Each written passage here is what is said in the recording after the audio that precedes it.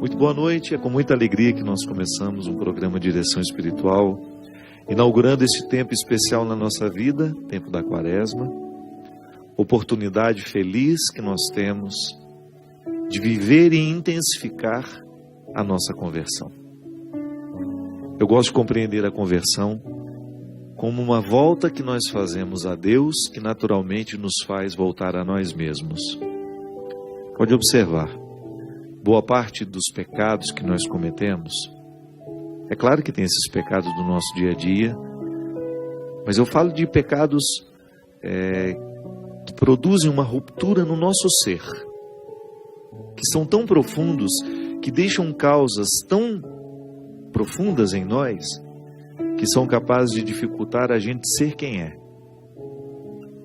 A conversão é a oportunidade que nós temos, já à luz do Evangelho, a gente descobrir o que em nós precisa ser modificado, precisa ser retomado, porque às vezes nós vamos nos distanciando, a gente vai se distanciando de nós mesmos.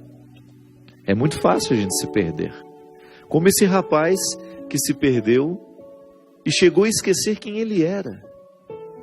Interessante que no Evangelho do Filho Pródigo, nós temos neste rapaz um processo de esquecimento do ser. O pecado que ele cometeu foi tão profundo, o Evangelho não diz quanto tempo ele levou para gastar essa herança. O que a gente sabe é que, ao gastar o dinheiro que o pai havia lhe dado, ele gastou também a sua essência.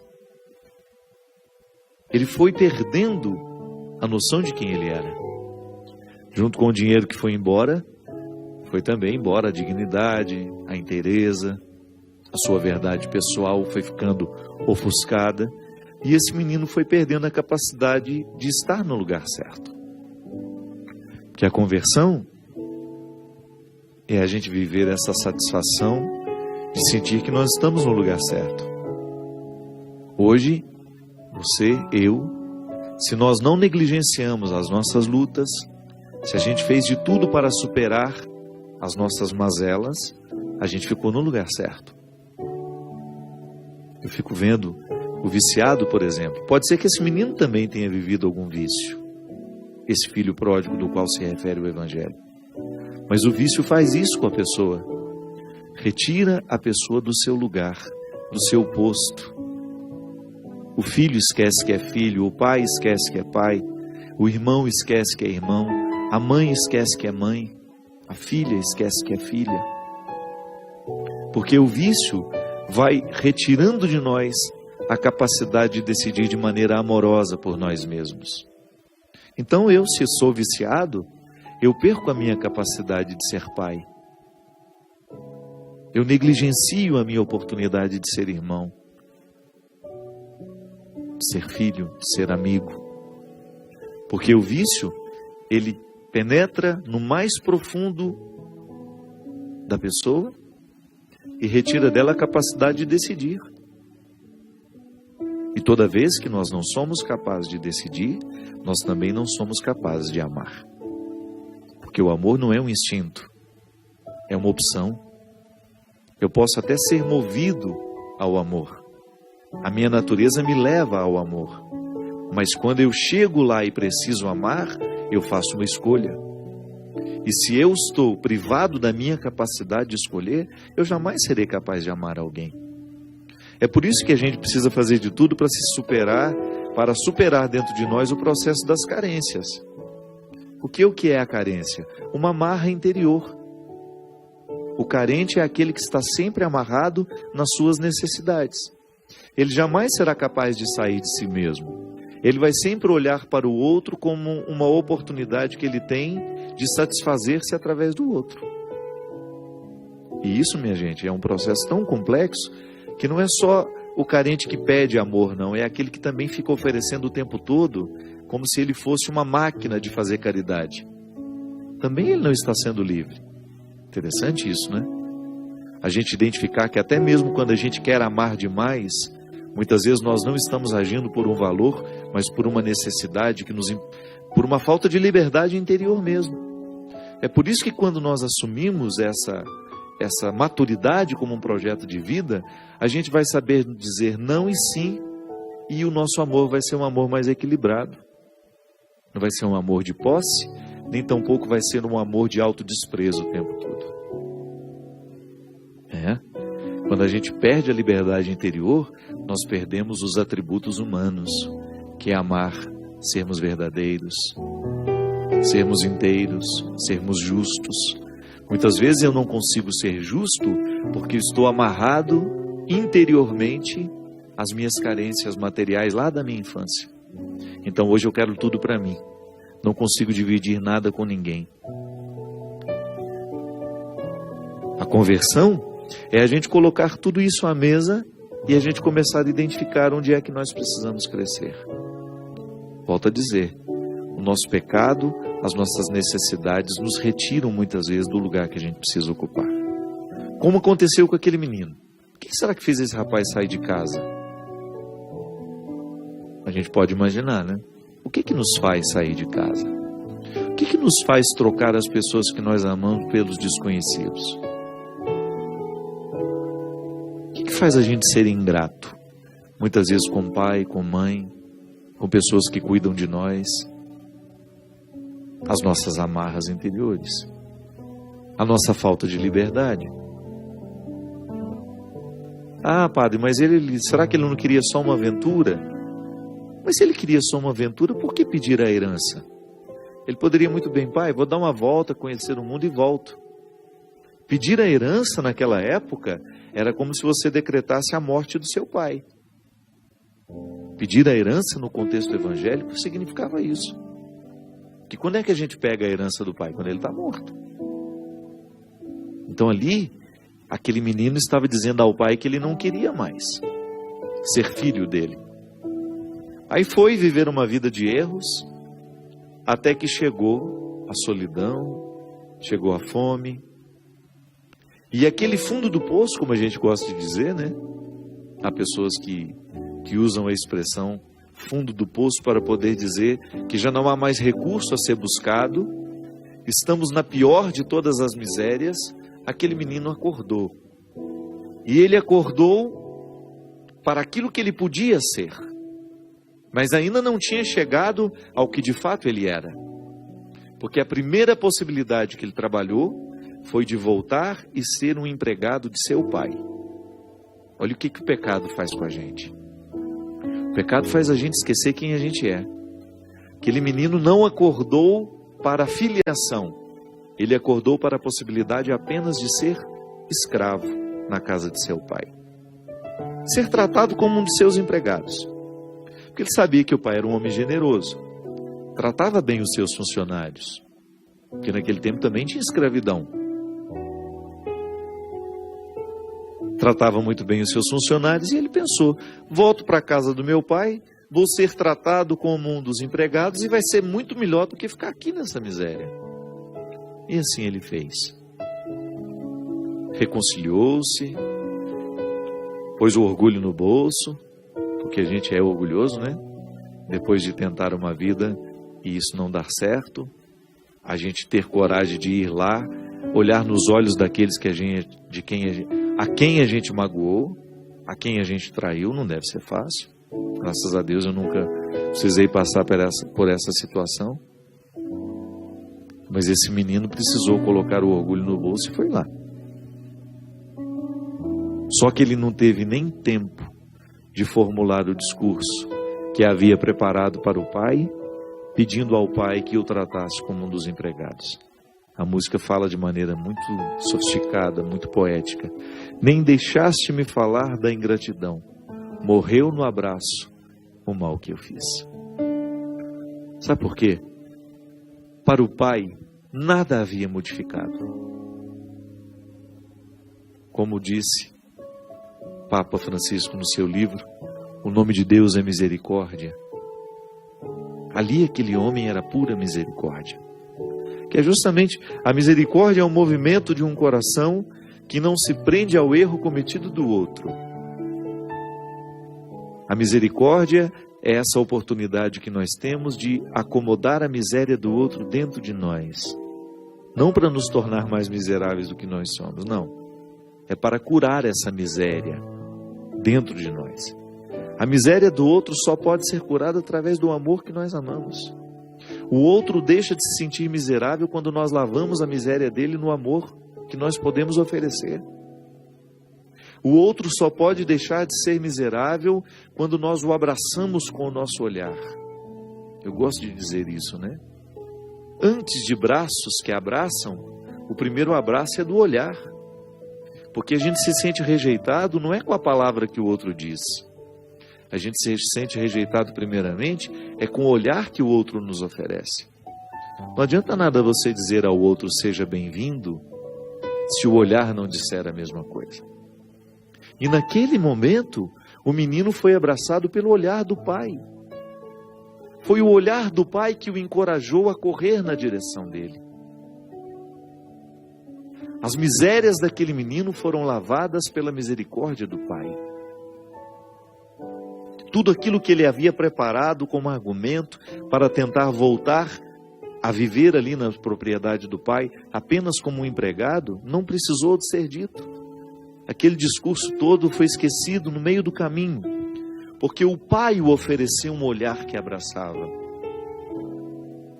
Minha gente, começar a quaresma acreditando que nós temos o olhar misericordioso de Deus para lavar todas as nossas iniquidades é tão confortável, é tão motivador. A gente acreditar nesse Deus que é misericórdia, que não se cansa de nós, que não se cansa de mim, que não se cansa de você. Acreditar que essa nossa miséria, porque todos nós nos sentimos miseráveis, basta a gente ser verdadeiro.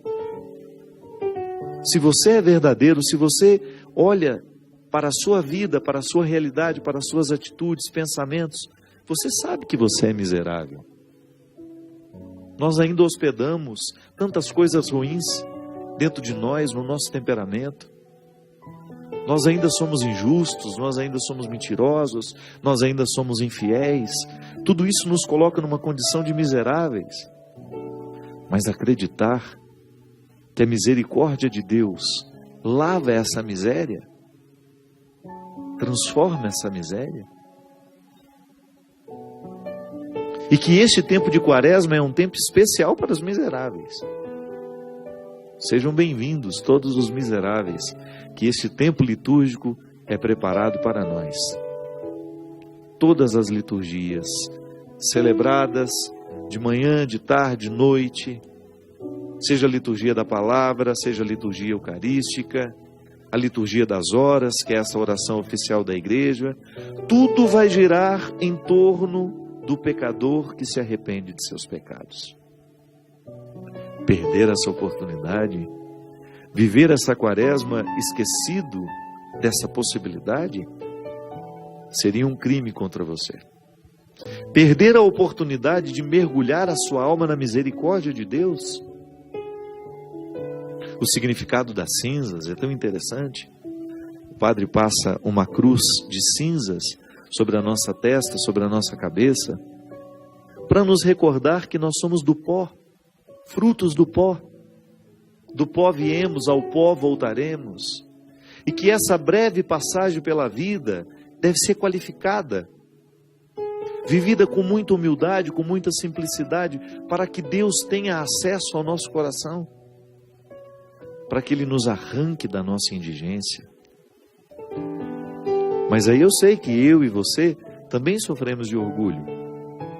E às vezes nós ficamos cristalizados numa postura orgulhosa. Sabe qual é? É aquela pessoa que acostuma-se com os defeitos que tem, com os pecados que pratica. Deixa de se acusar. Você sabe que isso é um fruto do diabo em nós, né? Terrível isso. Quando a gente deixa de se acusar do pecado que comete. Quando a gente se acostuma a ser preconceituoso, quando a gente se acostuma a ser fofoqueiro, quando a gente se acostuma a ser injusto, quando a gente se acostuma a ser promíscuo, infiel, quando a gente começa a guardar na estrutura da nossa mente uma conduta pecaminosa, quando a gente não se acusa mais de destratar a mãe, de destratar o pai, de ser grosseiro com as pessoas. A gente perde a oportunidade de mergulhar a nossa miséria na misericórdia de Jesus.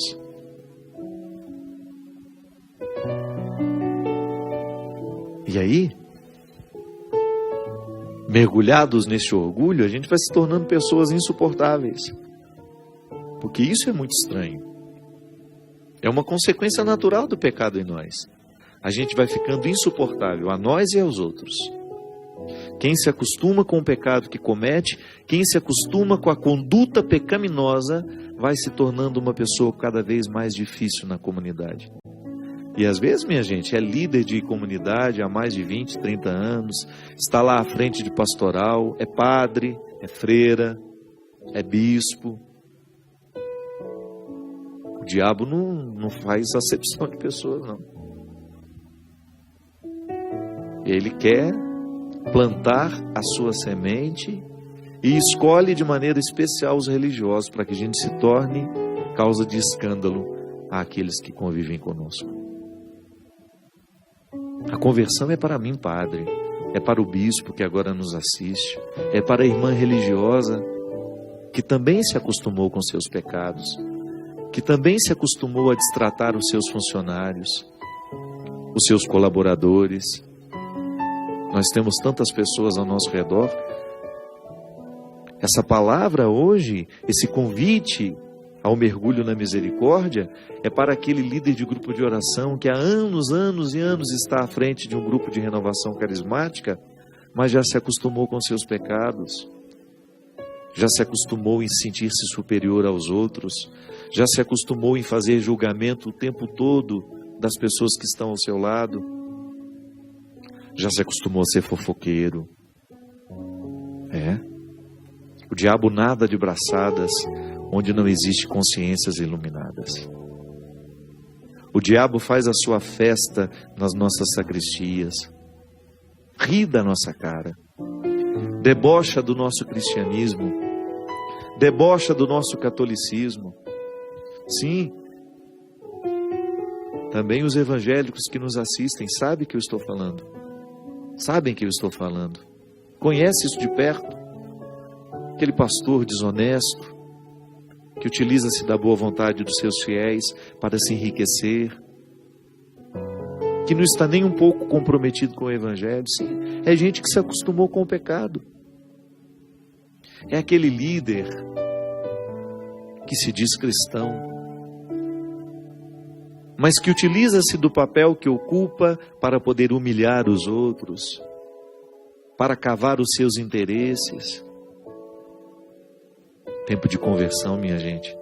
Tempo de jogar luz nessas situações. Como se a gente acendesse uma lanterna na própria vida e começasse a entrar nesse porão escuro que é a nossa personalidade. E não deixar que nada, absolutamente nada, fique fora da luz.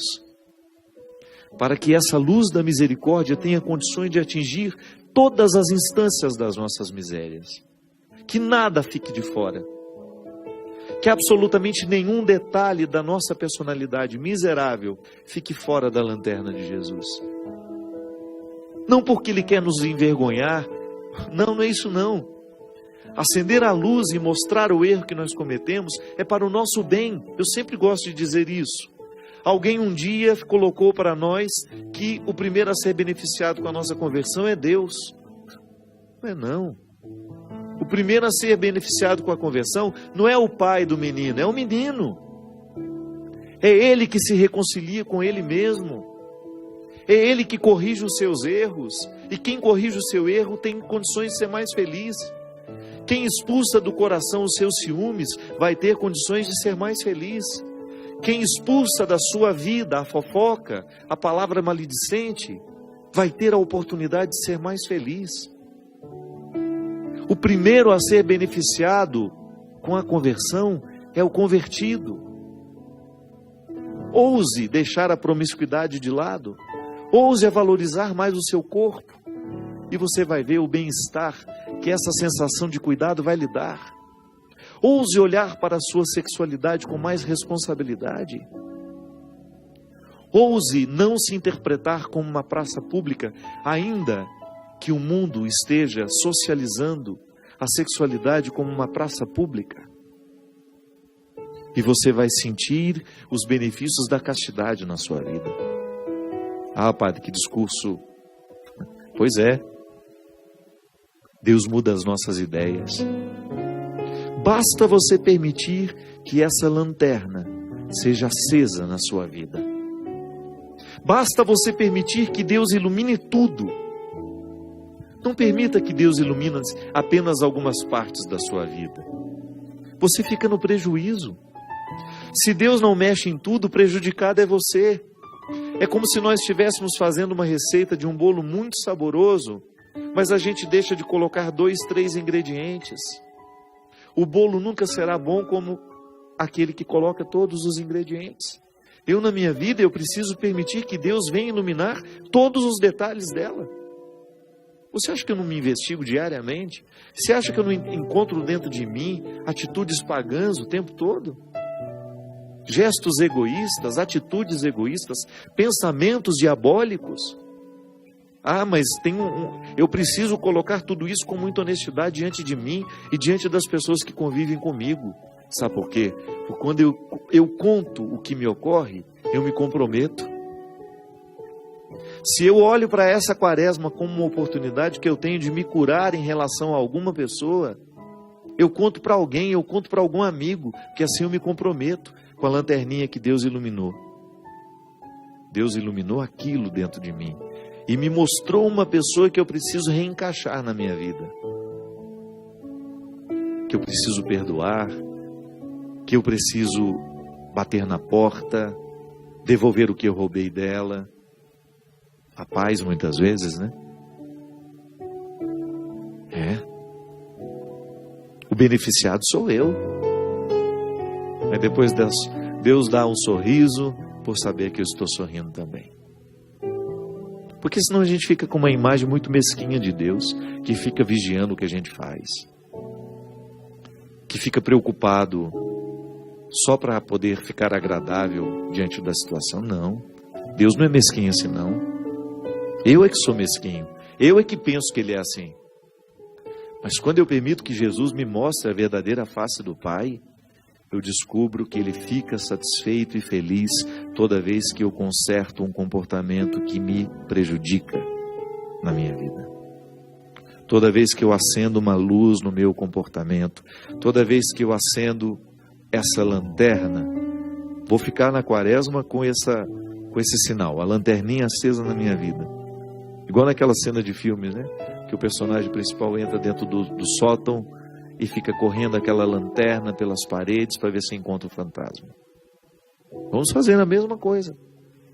Vamos acender a lanterninha da misericórdia divina e vamos permitir que ela venha varrer com a luz todos os cantos escuros da nossa personalidade. Aí sim, essa quaresma vai ser de muito crescimento para todos nós. Nós vamos para um rápido intervalo e a gente volta já já